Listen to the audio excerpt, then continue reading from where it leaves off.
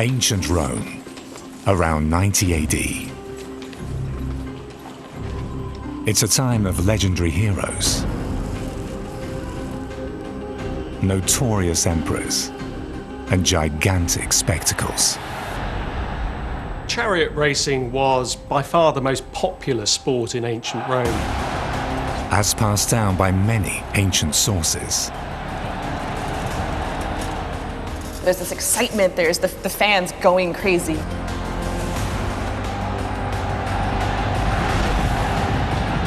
The charioteers were huge superstars. And he was the greatest, Scorpus. Scorpus rose up from slavery and achieved immortality.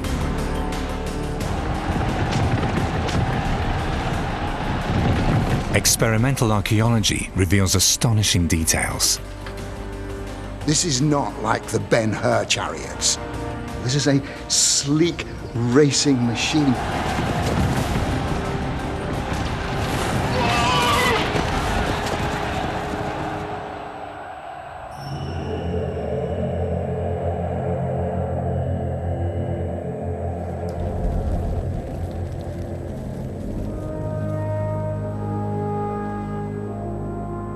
Rome, the eternal city. For nearly a millennium, its rulers dictated every facet of life across much of the known world.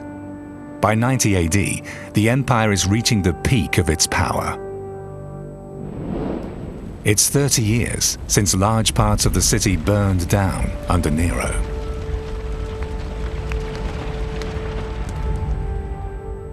Rome's current emperor, Domitian, has undertaken an ambitious and far-reaching program of urban renovation. The court poet Martial proclaims, "The city of Rome, under Domitian, is like a phoenix, rising again from the ashes."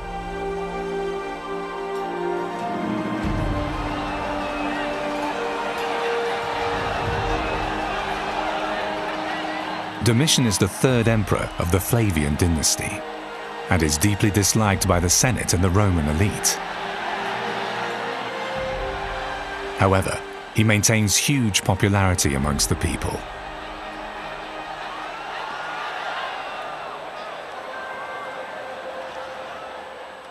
Rome in 90 AD is the capital of a huge empire, and it's a huge city, 1 million inhabitants, which by pre-industrial standards is enormous.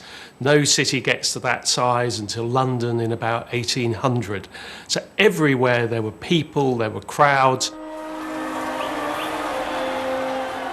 To keep the masses entertained, the Flavians put on a series of annual spectacles, the Ludi Romani, the Roman Games. And with his poet laureate Martial, Domitian has the perfect PR consultant.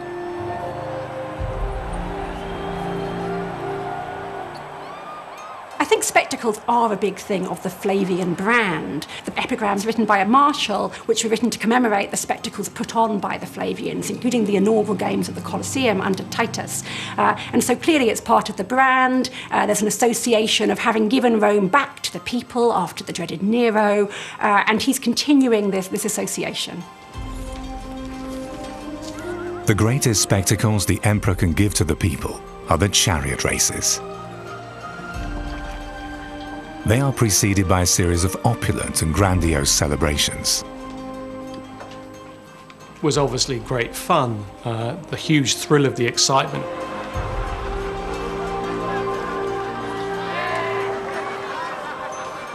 It was a day to take your children, for a father to take his son and teach him all the tricks of the trade about how to be a good charioteer. Prior to the event, a huge procession moves through the city.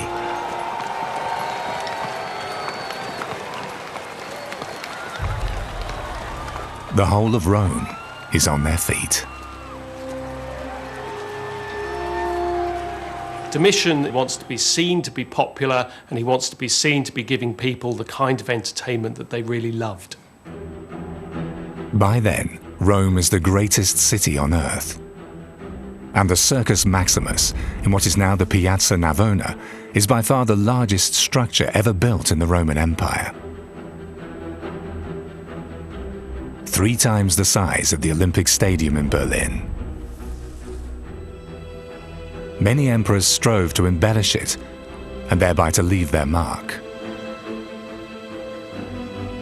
Domitian has even added an imperial box, which allows him direct access from his palace.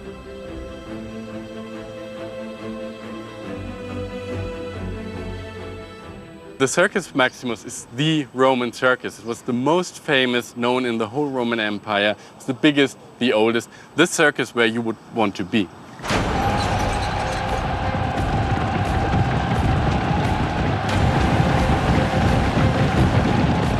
From the outside, you would see this monumental building, but then if you go inside, you'd be in a completely different world. 150,000 people around you, the noise, the smells of animals competing. Maybe you could even smell the fear of some of the young charioteers. And you could probably also smell the latrines in the stands.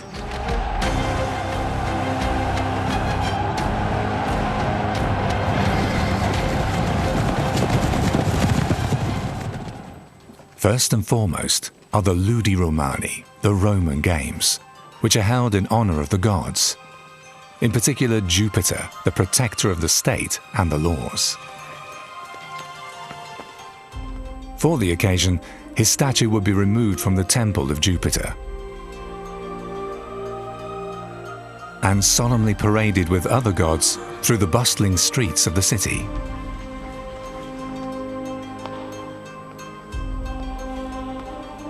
Religion is embedded into every part of Roman society. So games, war, whatever thing the Roman state did, religion was involved. And so you've got to remember, if the emperor is presiding over the games, so are the gods. In true lavish Flavian style, this is no ordinary event. It's called the Pompa Circensis, the circus parade.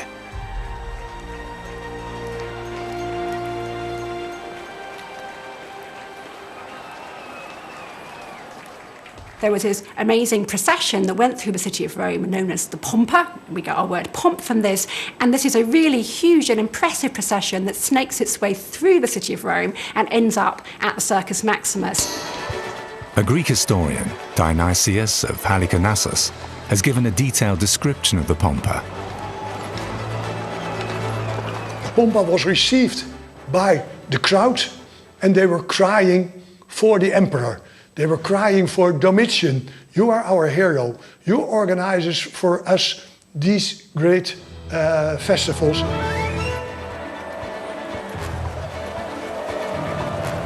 It's a mile-long pageant displaying the whole spectrum of Roman society, featuring not only gods,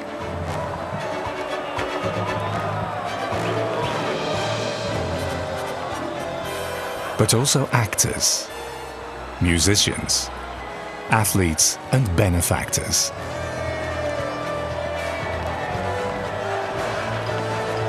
It's a day when no one stays at home.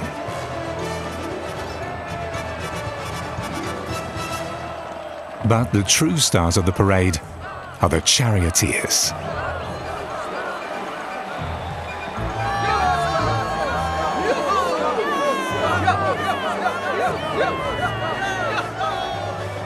And one in particular holds near legendary status, even in his lifetime: Scorpus.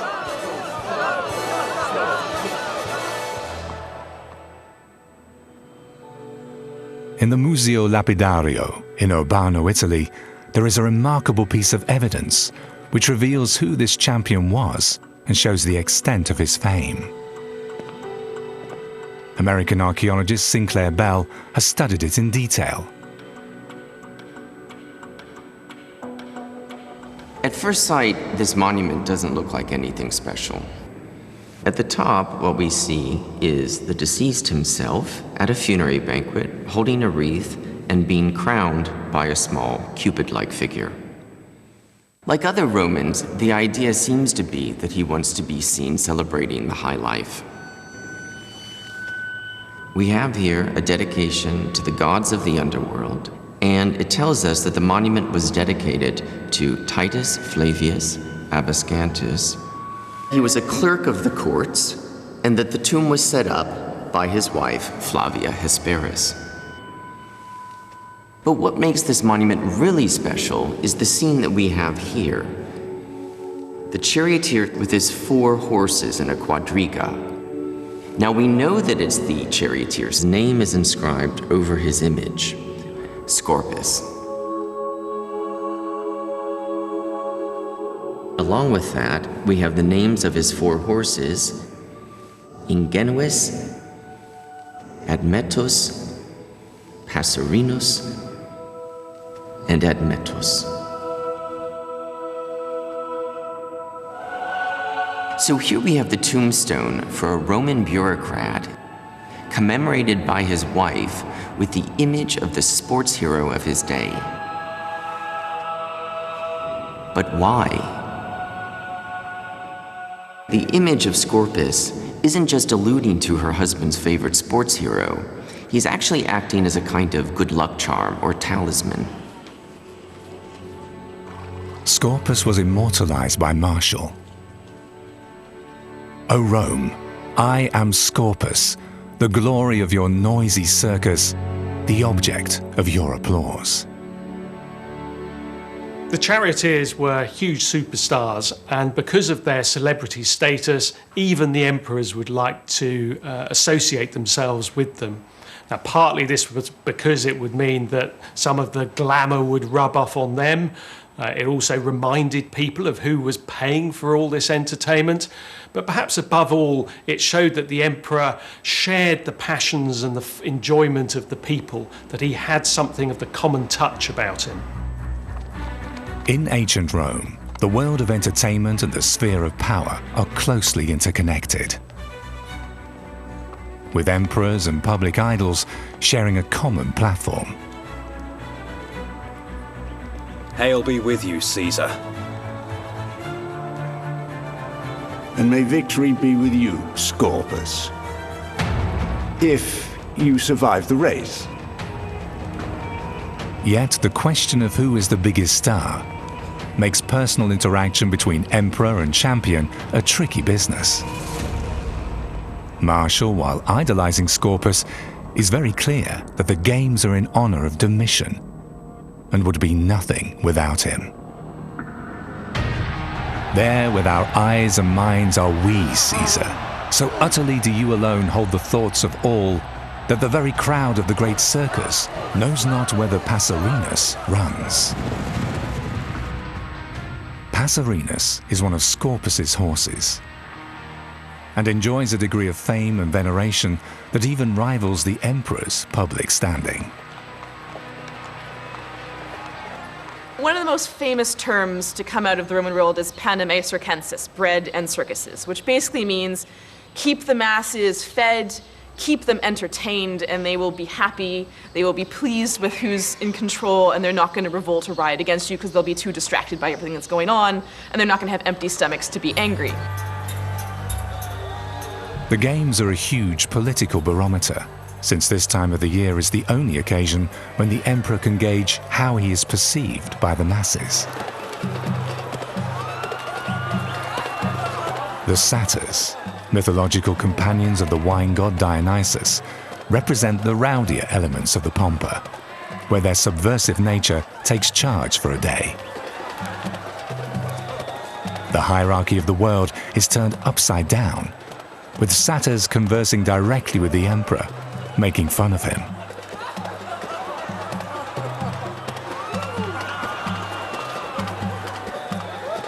The emperor would normally accept the challenge as part of a popular burlesque, keeping the crowd duly amused. But even the satyrs could go too far.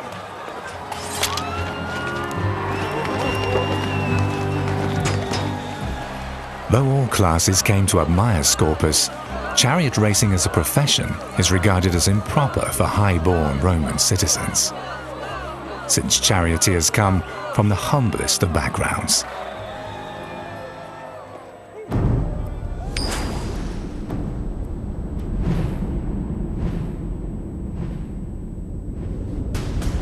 It's yours. Scorpus started out as a slave, the lowest position in society. The vast majority of the charioteers began this way. So, what do I hear for a guy like this one? Rome was a slave society, and slave markets were fundamental to the economy and to everyday life throughout the empire. Then this boy here is strong and already able to work. Historians have estimated that up to a quarter of its population was made up of slaves. And what about this beauty? She's just what I need. I'll take her. How much then? Well, all I've got. Anyone else?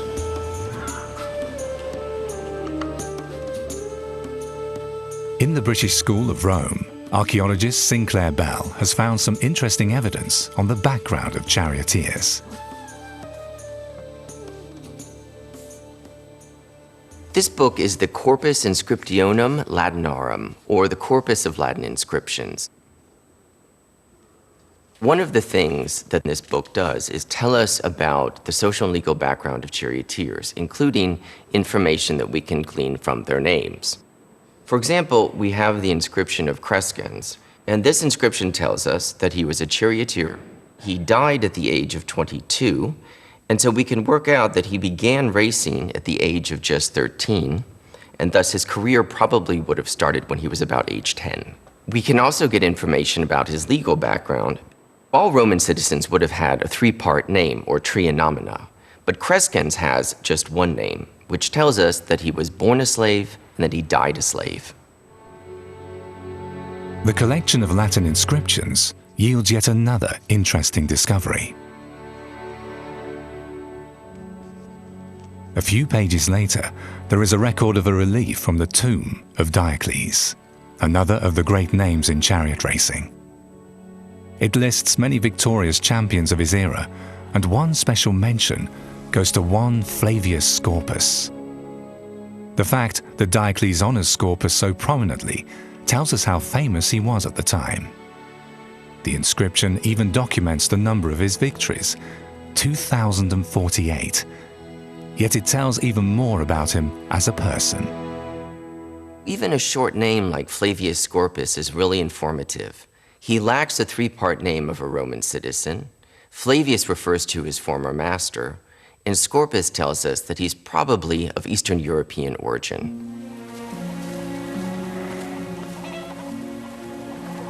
Scorpus was almost certainly born into slavery, since by the 1st century AD, the lands of Eastern Europe had been conquered by the Roman armies.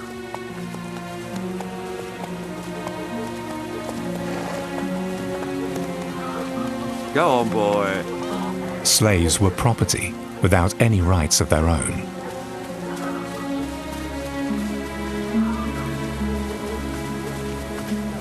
Life as a Roman slave could be exceedingly difficult, especially since the master of the household had free rein to do whatever he wanted.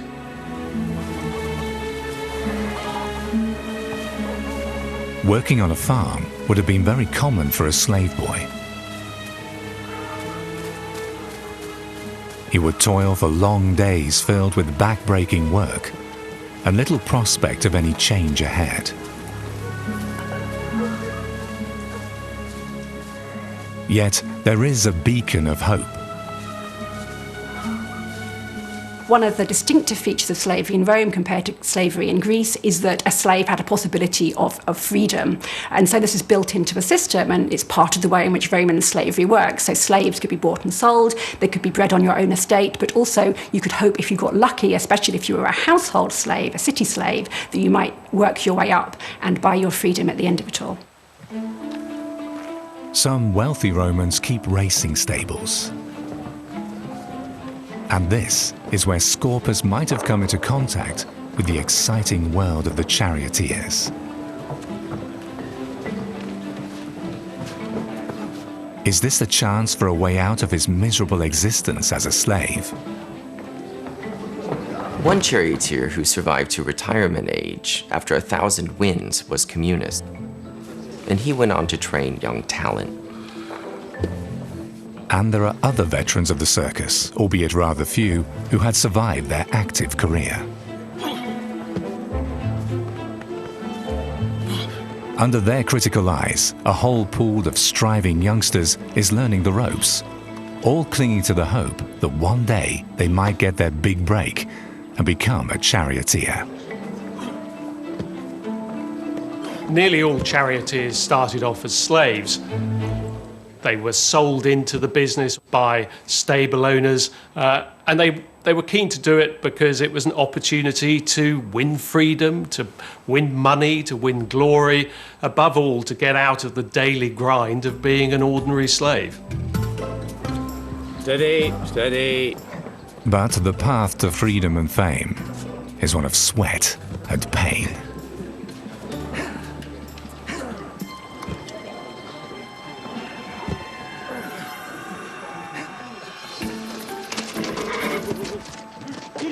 Like many others, Scorpus probably started off as a stable boy. Not all of them would have what it takes to master a chariot. More than anything else, the job requires a fine sense for horses. A rare enough gift, but indispensable when it comes to controlling the steeds in the heat of the races.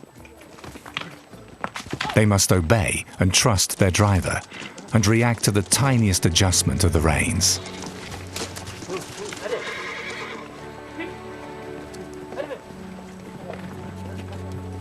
Scorpus seems to have shown a special talent in handling the sensitive animals.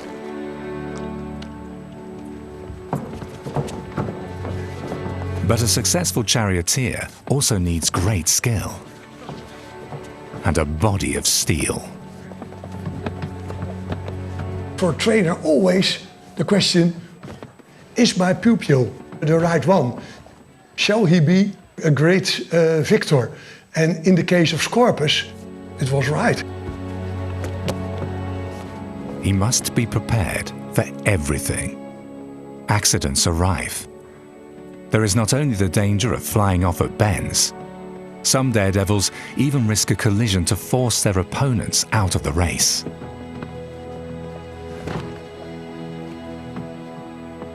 Your life might depend on being able to keep your balance. Charioteering is not for the faint of heart. Being a charioteer was a dangerous business. You could be killed or you could be badly wounded in one of the crashes that often happened in the circus. But it didn't matter in a way. There were always other slaves who were willing to fill the role of those charioteers. They were expendable items for the people who actually controlled the business of the circus. Many charioteers start training as young as 8 or 10.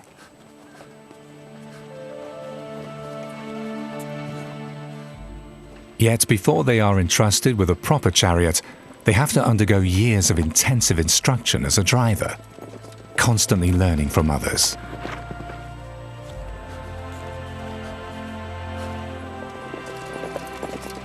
After all, chariots are most expensive.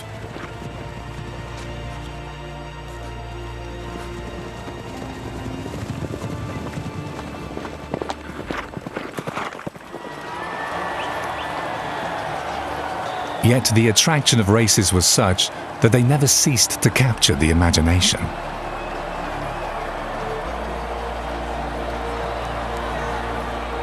Poets describe their splendor, and their traces can still be found throughout the city of Rome.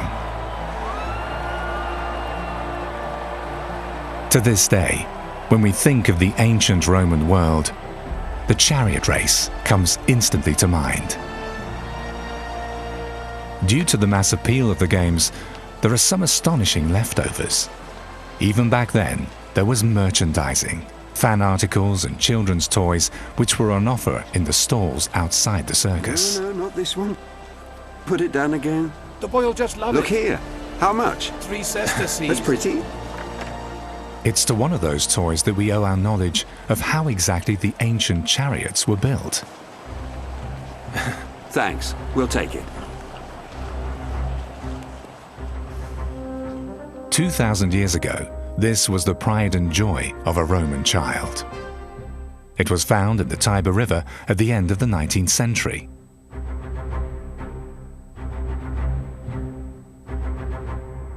This is the most brilliant thing. It's a contemporary model, beautifully made. You can see by its detail that the man who made that knows exactly what he was looking at and is very skilled in making a copy of what he saw. Luckily he chose bronze, so it's lasted this long, and it's showing us how they made the full-size ones. Parts of it are bound to be wood.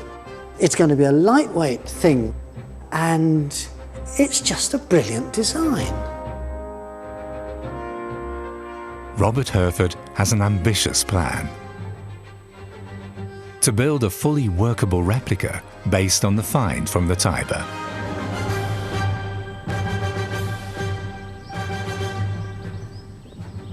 Robert is a renowned craftsman when it comes to reconstructing ancient vehicles.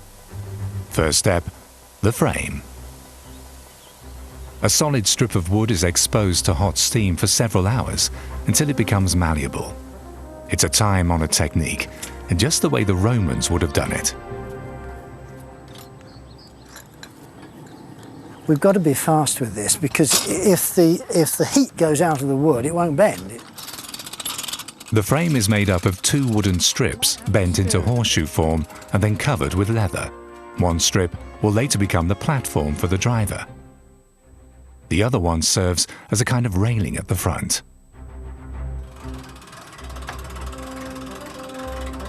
Bending the wood requires a lot of know-how and a sure touch to avoid the formation of cracks.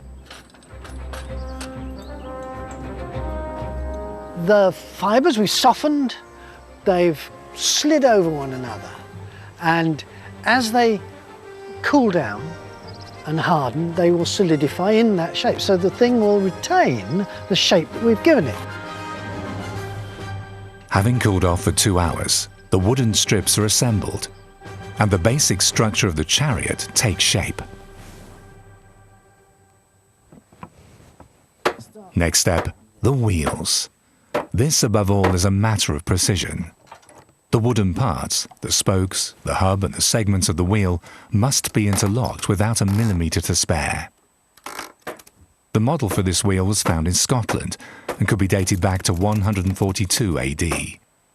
Its spokes were made of ash, the hub of elm wood. Now it's time to address the iron hoops. First, Robert must measure the precise circumference of the wheel and then apply the data to the iron band.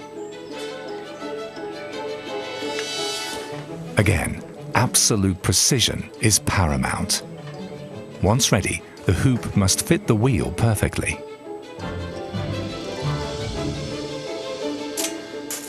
The metal is welded into a circle and then heated. That way, it will widen and can be put onto the wheel.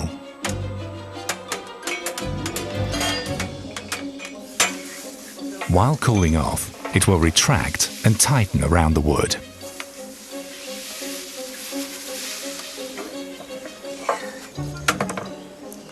To keep the chariot as light as possible, the Romans strung it with leather. At this point, if you dry it, it becomes hard, then it shrinks quite a bit. And those 2 properties are what make it useful for us at this stage. The leather railings serve to protect the driver from dust and stones thrown up by the horses in front. Apart from that, the cover of leather provided a design of great elasticity and acted as a shock absorber. And there it is, a Roman chariot.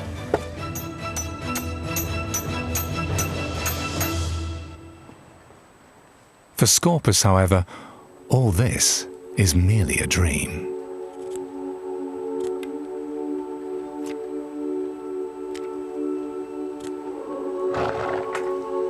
He is still one of the nameless myriads of slaves, toiling to increase their owner's wealth while longing for another life.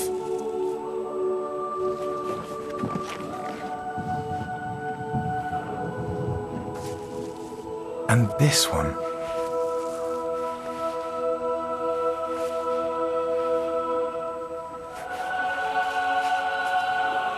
I'll be the greatest of them all. Yeah.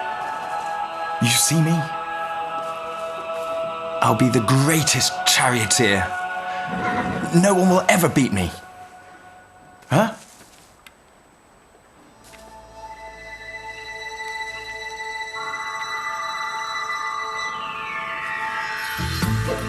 We don't know exactly when Scorpus embarked on his career as a charioteer.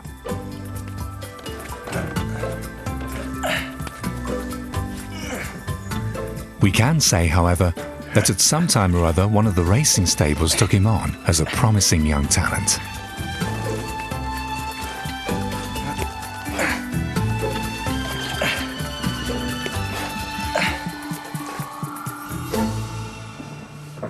Maybe his skills in handling horses caught the attention of an experienced trainer, impressed by the boy's physical strength and displays of courage.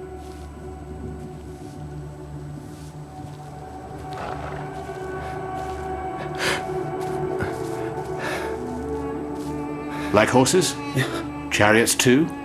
Yeah. Want to drive one? Then come along tomorrow. I'll show you something. Charioteers had to be trained. They might be talent spotted at a young age, but they then had to be taught how to drive a chariot. They had to be taught all the tactics that they needed to survive in a race. And for that, they must have looked to retired charioteers, people who knew the ins and outs of the industry, who would be able to really teach them everything they needed to know in order to compete in the circus. The young slave's dream of becoming a champion leads him right into the hub of the Roman entertainment world. It's a multi-million business of cultic proportions, which impregnates the Romans' everyday life and civilization way beyond the circus. The popularity of circus racing is just written into the material and literary evidence of the Roman world. It appears everywhere, on people's tombstones, in the mosaics they commissioned in their houses, in the literature of the time. The metaphors appear even in the writings of those elite authors who claim to disprove of it. So really, the cultural importance of chariot racing, I think, cannot be overestimated. As is exemplified by the mosaics in the Bardo Museum in Tunis, North Africa.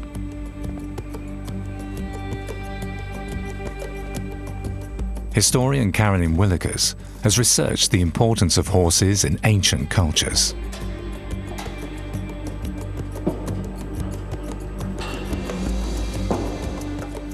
The large-scale mosaics give a detailed image of what went on in the circus, and a proof of the popularity of the races.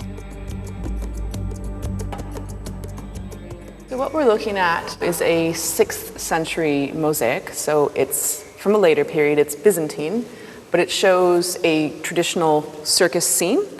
And it shows a lot of the characters, the individuals that we would expect to see in such a scene, and it gives us, again, a good idea of the architecture of the traditional Roman circus.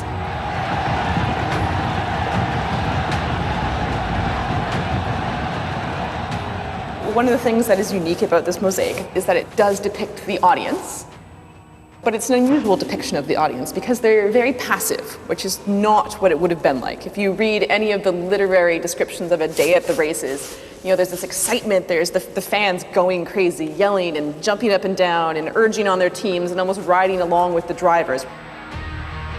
But what this image of the audience does show us is it gives us an idea of how popular racing is, right? This was the biggest spectator sport in the Roman world. It was sort of just a huge part of Roman social activity across the empire.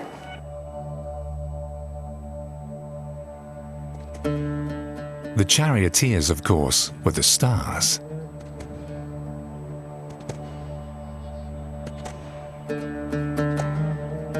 Yet they needed adequate horses in great numbers. Horses like those still being bred here in Tunisia. we know that given the importance of the circus, the Roman circus, throughout the Roman Empire, that thousands of horses were being produced because you needed a huge volume of horses to run a single day of races.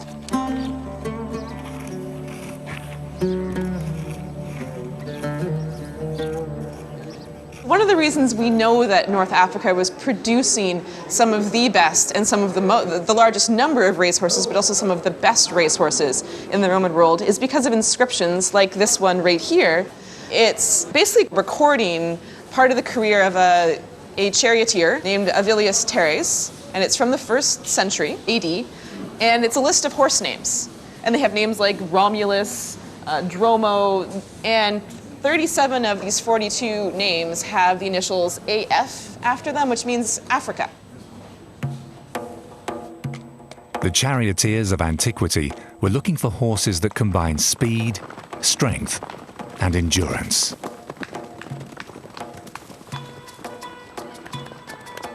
The very characteristics displayed by the Berber horses even today. They are the oldest breed in the Mediterranean basin.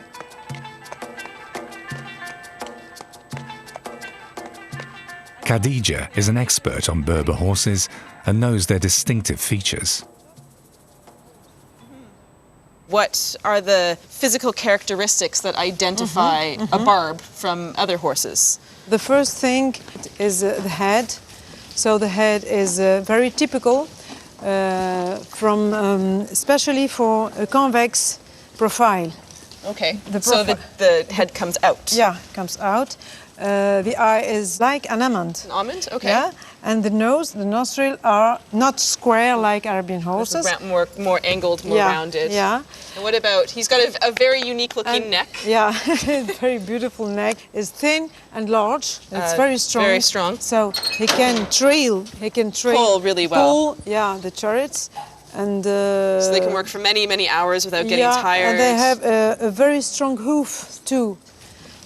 Can they run for a long time? Are they, excellent endurance animals? Yeah. They have a good cardiac rhythm. Yeah, their heart. Very strong hearts. Very strong hearts, and they can endure the physical actions. They can resist to the cold, to the heat.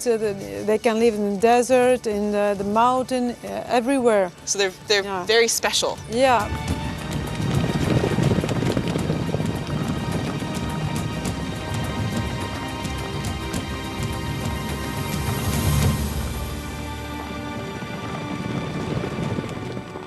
At long last, Scorpus gets what he has dreamt of: proper instruction.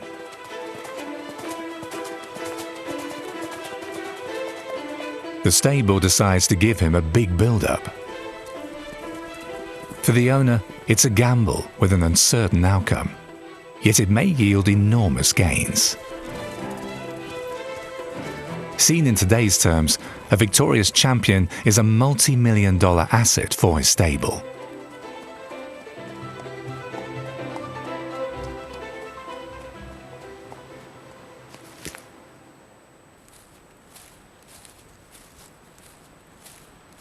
Get off. What's wrong? Just get off. Hey, you. Yes, you. Come here. I have to finish this. That can wait. Get under the chariot. Let's go.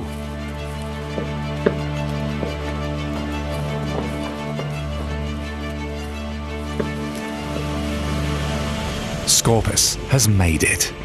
Taking the reins, he also takes charge of his own future.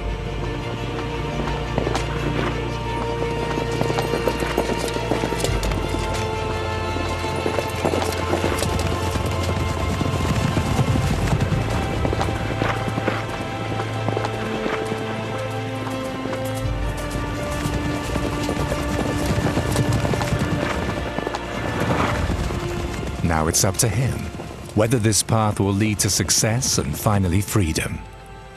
For a slave, it's a 1 in a million opportunity.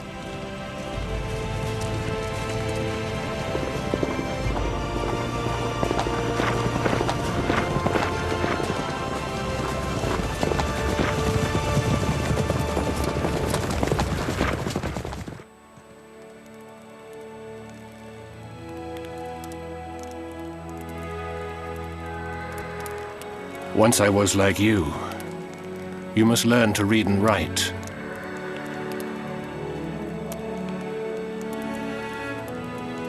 A slave you may be, but your heart is free.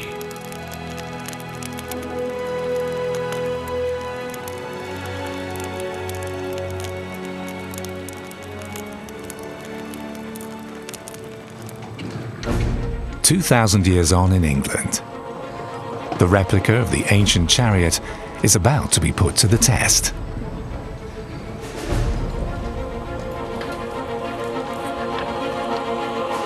This is the sports car I've always dreamed of. This is a sleek racing machine. Just look at these curves, the curve of the rail, the sinewy curve of the pole. I mean, these are the aesthetics that we admire in a racing car. I mean, I want to get in it. And suddenly now, inhabiting the space, it's already starting to tell me things. This is not like the Ben-Hur chariots. This is not like any other chariot I've driven, where you have a high rail up here. Up here, without any protection. That's really Roman, really pushing the theatre of the occasion. When I saw it schematically, I thought, oh, well, you know, you've got to be in and I'll rest against this front rail. That's all wasted space behind. Nobody wastes anything on a design like this. And then I think of the mosaics and the art, and actually you tend to see them back here. And that's now starting to make sense, because I look at where the axle is beneath my feet. If I'm back here, then I'm going to be lifting that weight off the horses' necks. That's going to be like taking the brakes off to let them surge forward. What about this little front rail, though? It's stopping the dust being kicked into my eyes. And going round a corner or losing my balance, if I do fall, I'm going to drop to one knee. It catches me. For that purpose, it's the height it should be. The horses are harnessed in line with ancient illustrations. Yet there is a decisive difference to the usual practice.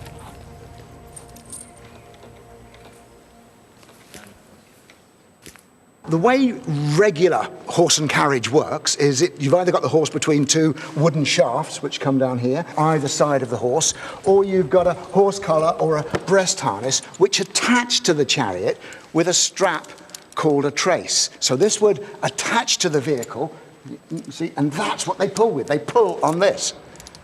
There's nothing to attach it to here. The Romans and early chariot cultures did not have these straps. The yoke and pole system simply pulled from the center. And without these straps, you can see there's nothing to hold the horse's hindquarters in. So I drive off without this strap, and this can easily happen. We can get a horse coming over like that, and you can see, if we're galloping along, what a muddle that would be. A further handicap the charioteers had to overcome.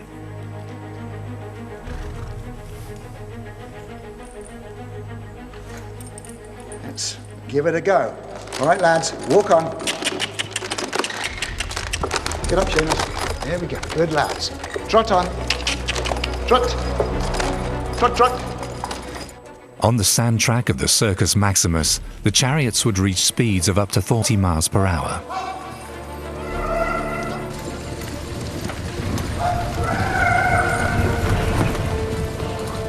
An enormous strain on man, beast, and material.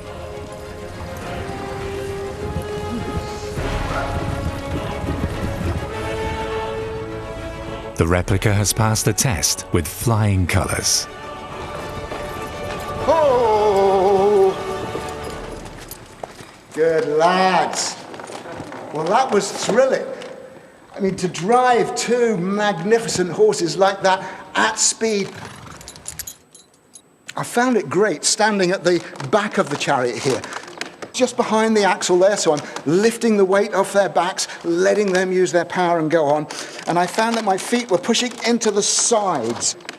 And that actually gave me a good bit of stability. And I also found myself really leaning back on them, just like we see in some of the mosaics. The real challenge of driving without traces is to keep your horses parallel. And that can only be done with training, training, training. The exercises started with driving with 2 horses, driving with 4 horses. It was very difficult to train that.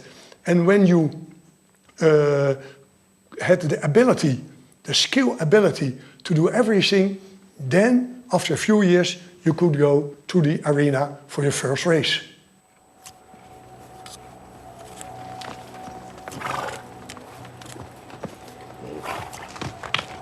Scorpus, come quick. There's been an accident.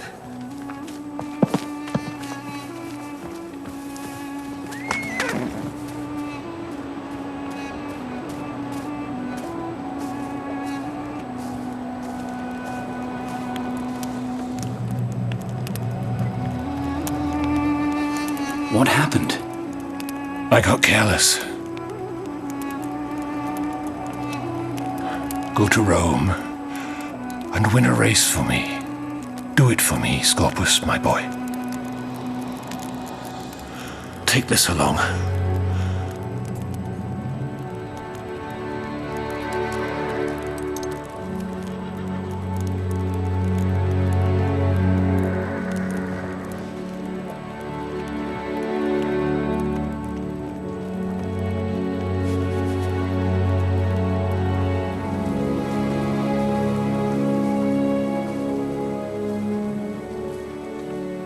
Death is a charioteer's constant companion.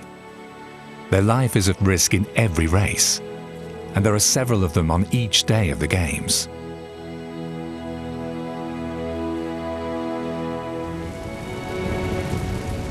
Marshall poetically describes the fate of many a driver, as often enough they have a premature encounter with the black horses of the racetrack.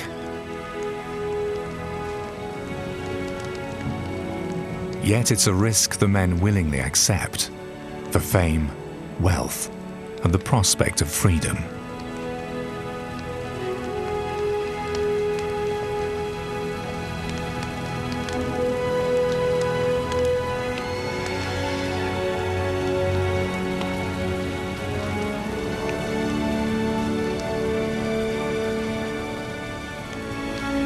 Scorpus has finished his training as a charioteer. There is but one place to go now. Rome. It will become the stage for a comet-like rise to stardom.